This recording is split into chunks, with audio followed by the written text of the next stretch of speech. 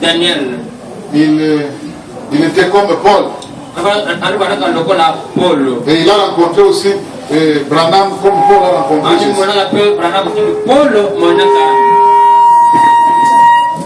Parce que c'est le même Dieu. On met une chaise ici.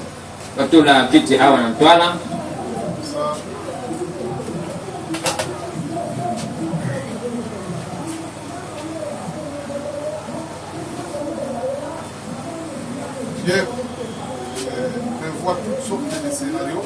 Il dit que même s'il faut vous jeter par terre, vous se manifester à toi, qui est sien, alors il est capable de tout. Je n'aimerais pas d'abord commencer à parler. Il vous raconte lui-même. Nini andi monaka. Après, vous allez juger vous-même. Na mani bange mosi ke ta ya mbongo mboto mot ntima yangi.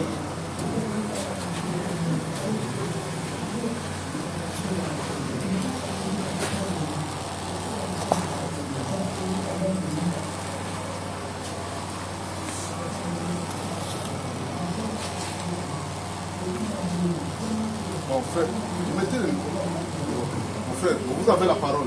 Tu bange pangi. Shalom kilomo bwana. C'est vraiment un privilège pour moi. Lakini bakusa mnamuno. Leve bitoka. Kono kufanda na beno.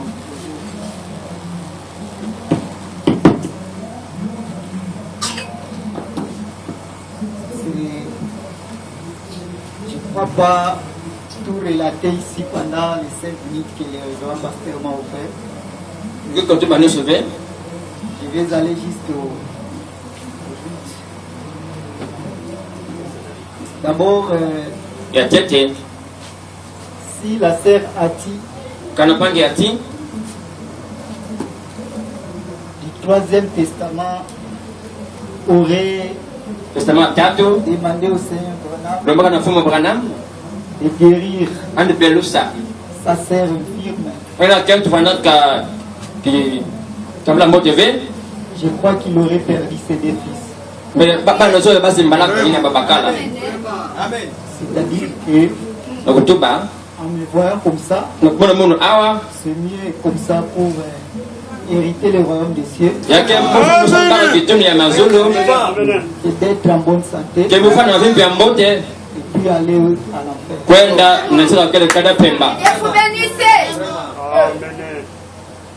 Quand j'ai eu l'accident en 2006, et j'étais effectivement mort. Là, ce sont les médecins qui ont confirmé ça. Ce serait impossible. Quelqu'un qui est dans le sommeil, dans la voiture, et recevoir un grand choc au niveau de la cervicale et qu'il soit encore en vie. C'était juste pourquoi, parce que le même jour, cette nuit où s'est déroulé l'accident, tout le monde était finalement mort. Même moi également. Je me voyais sortir dans mon corps. Je m'éloignais de ce corps. Et jusqu'à atteindre un chemin tellement long, tellement silencieux. Et j'ai vu un homme. Il m'a dit, mais toi, tu dois pas encore aller plus loin que ça. Tu dois rentrer parce que tu as trouvé grâce pour témoigner mon nom.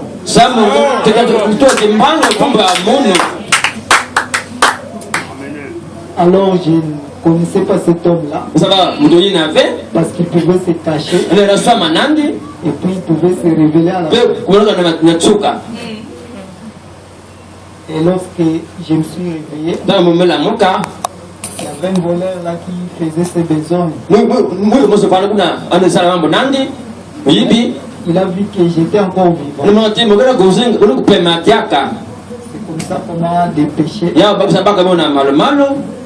jusqu'à aller à être transféré aux cliniques universitaires. Alors on a confirmé que j'avais une civilisation des... Bon, ça ce sont des termes médicaux, je ne sais pas si ça pouvait être passable. C'est-à-dire micro à la colonne vertébrale, c'est ça qu'on appelle civilisation. Entassement 4 sur ces 5. C'est-à-dire sur les 5 vertèbres, les 4 se sont entachés. Alors je devais bénéficier d'une traction. Une traction périnéale au niveau des cliniques universitaires. C'était très dur. C'était juste pour que je puisse connaître mon Seigneur. Et là, le 3e jour de ma traction, je suis sorti de mon corps. Je me voyais descendre dans la perdition. Un trou profond. Je ne savais même pas quoi tenir. C'était tellement dire que je ne pouvais pas l'exprimer. Les 5 sens que nous avons sur le corps, ce sont les 5 sens qui étaient étouffés. C'est comme si quand vous pouvez sentir l'odeur, vous allez respirer le pourriture du corps. Et si vous pouvez entendre, vous devez entendre les sons qui devaient vous nuire les autres. Et si vous pouvez toucher, c'est comme si vous touchez du feu partout. Alors il y a l'âge du Seigneur m'a dit, dis seulement au Seigneur que tu ne vas plus reprendre ta vie et tu seras sorti d'ici. C'est comme ça que je l'ai déclaré. Et en sortant du coma, c'était le 3e jour. Le 7e jour de ma traction, il y a l'âge du Seigneur qui est venu encore vers moi. Je m'étais habitué à savoir parce qu'avant qu'il puisse arriver, je me sentais déjà qu'il est prêt à arriver. Je ne voyais pas son visage, il était éclatant, mais je l'entendais. Comme quelqu'un me dit physiquement. Alors il me dira, je vais te donner un peu de repos parce que tu souffres tellement. Je vais te faire visiter une cité qui est tellement merveilleuse. Là-bas, il n'y a pas de douleur. Là-bas, il n'y a pas de souffrance. C'est comme ça que d'un clin d'œil, nous retrouvons dans une cité qui est incomparable ici. Il m'a fait visiter cité par quartier. Et à la fin, nous étions sur un fleuve. Et de l'autre côté, il y avait quelqu'un qui avait un chapeau. Il me faisait signe comme ça. Comme si il voulait de m'accueillir. Alors la seule chose importante, tu pourrais comprendre ce que l'autre pense. Et tu pouvais aussi résoudre ce qu'il est en train de chercher. Il faut traverser ce fleuve. J'ai vu l'homme est devenu devant moi. Je n'ai pas compris comment la personne qui m'accompagne est devenue la même personne qui était de l'autre côté. Et il me dit voilà, ton voyage est terminé pour aujourd'hui. Tu vas rentrer. Je vais te donner quand même quelque chose. Il m'a remis une Bible. Un livre qu'on a écrit un livre encore qu'on a écrit statut. Les autres livres.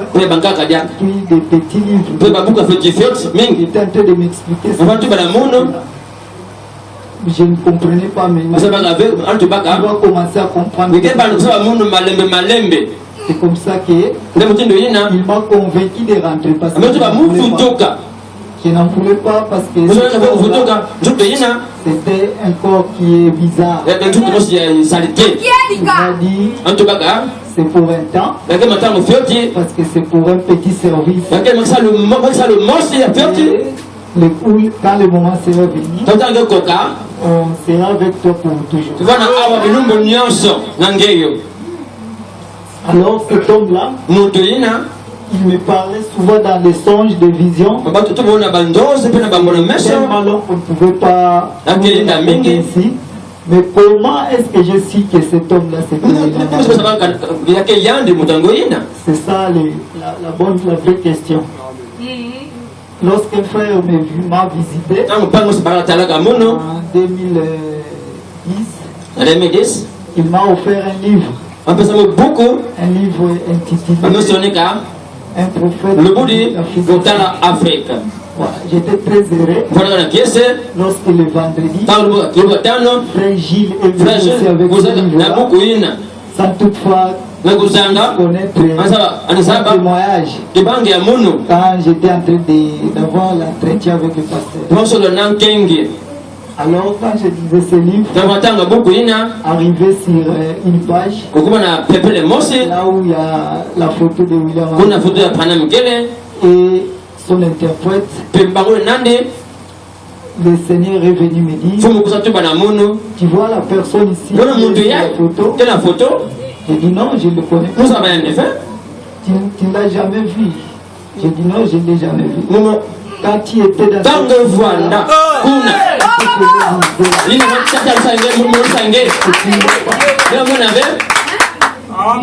j'ai dit oui, certainement. Oui. Mais ici, il est un peu vieux par rapport. Là-bas, il était tellement jeune. C'est un peu différent avec ça. Il va commencer à te révéler des choses cachées. Avec tous les livres que tu as ici, commence seulement à lire. Et il va venir chaque fois. Alors pour la première fois, j'étais entouré avec les frères des deuxième exode, comme on le dit. Et je ne trouvais pas ma place. Je ne pouvais pas et lorsque j'ai eu par la grâce de Dieu la carte mémoire de la Dieu, parce qu'une église m'a refusé ça. Dieu m'a donné ça d'une manière un peu différente. Alors quand j'ai commencé à écouter, voilà, c'est ça la parole de Dieu. Et tous les frères qui me fréquentaient, pas une profondeur que moi je cherchais. Mais lorsque frère Léonard et frère Luzolo pouvaient venir me visiter, en partageant avec eux, je me suis trouvé que ça c'est ma place. Je voulais juste avoir le baptême. J'ai présenté mon besoin, malgré c'était des rendez-vous ratés. Le Seigneur lui-même a fait ces histoires dans les temps venus. C'est comme ça que j'ai eu sur Facebook. On a commencé à s'échanger. Facebook. Et le vendredi, finalement il était chez moi. Il a entretenu avec moi. Et je suis tellement heureux d'être avec vous. C'est ma famille. Parce que les gens, nos voisins des deuxième exode, tous ils m'ont fui. Ils ne viennent plus à la maison. Je parle de William. Oh mon Seigneur. Donc la seule famille qui me reste, c'est la famille ici.